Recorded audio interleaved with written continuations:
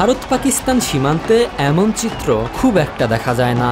তার উপর এখন আবার এই দুই দেশের মধ্যে চলছে চরম উত্তেজনা।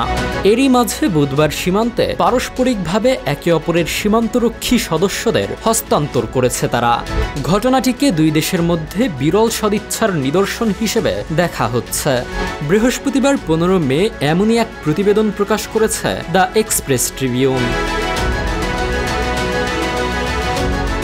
পাকিস্তান সরকারের পক্ষ থেকে ভারতীয় সীমান্ত নিরাপত্তা বাহিনীর কনস্টেবল পূর্ণম কুমারকে ফেরত পাঠানো হয়েছে।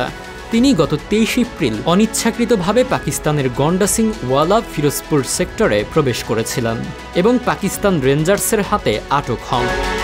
অপরদিকে ভারতীয় বিএসএফ কর্মকর্তারা পাকিস্তান রেঞ্জার্সের সদস্য মোহাম্মদুল্লাহকে পাকিস্তানি কর্তৃপক্ষের হাতে তুলে দেন। তিনিও একইভাবে সীমান্ত অতিক্রম করে ভারতের ভেতরে প্রবেশ করে গ্রেপ্তার হয়েছিলেন। উভয় দেশের সীমান্ত বাহিনীর মধ্যে একাধিকবার পতাকা বৈঠক অনুষ্ঠিত হওয়ার পর পারস্পরিক আলোচনার ভিত্তিতে সিদ্ধান্তে পৌঁছানো হয়। এরপর বুধবার সকালে দুই পক্ষের প্রতিনিধিরা সীমান্তে উপস্থিত হয়ে আনুষ্ঠানিকভাবে নিজ নিজ সদস্যকে ফিরিয়ে নেন।